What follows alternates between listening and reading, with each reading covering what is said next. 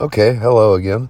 I was this is a funny video, and it's not even like, don't even take it real serious. But it's interesting, I thought. I watch two things on StockTwits right now because I'm mainly in two things. I have FinV calls.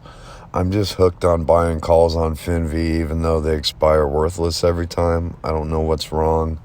I'm gonna call a 800 number for gambling or something. I can't handle options. They're like heroin to me. But that's my problems. That's my side problems. The main thing is you can't buy options for MAXD, so I can't mess this up. But I tried to pull up MAXD, and you know how the charts are on top of StockTwits. I just kind of glanced at the chart and I said, okay, that's MAXD. But no, it was SPY. And I said, wow, that chart looks a lot like MAXD, the S&P, the market. And so I pulled them up on a better app and I put them side by side. And there's definitely a correlation there. I was amazed. I never expected to see a correlation between the market and a penny stock, period. That means any stock from 0 cents to $5, because that doesn't happen. Normally, these penny stocks don't even draw a correlation to the Russell 2000, which is the small cap in ETF or index or whatever. But I think that's a good thing, and I think there's a definite correlation there. And when the experts would determine correlation, and I'm no expert on correlation, what they would do is they would graph the two over each other. And anytime one went down and the other one went down, that would be a plus 1.0.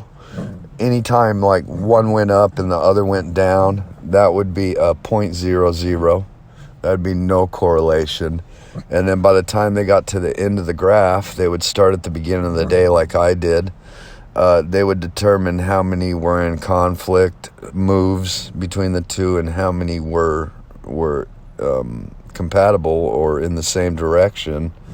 And I don't know what rating they would put on that. Probably a 0.07, which is very high. That would be a very high correlation. And if you could go into after hours with MAXD, if it had after hours, you would probably see that nasty dip right after close and then that rebound, which that whole line on the SPY, that's just low volume. That's after hours, by the way, when it draws that big candle, that big empty candle. But it was a nasty dip. If you look right before that false candle, MAXD would have showed that too, because I looked at GameStop and it had the same dip right after hours as the SPY as well. By the way, anyone curious, GameStop is now in correlation with the market as well. It's no longer in an inverse relationship like it was. I know at the beginning the market would fall and GameStop would go straight up, and vice versa. But it's in correlation too. But being in correlation with the SPY is a good thing, especially when the SPY is going up for no reason every day. Anyway, I hope this helps.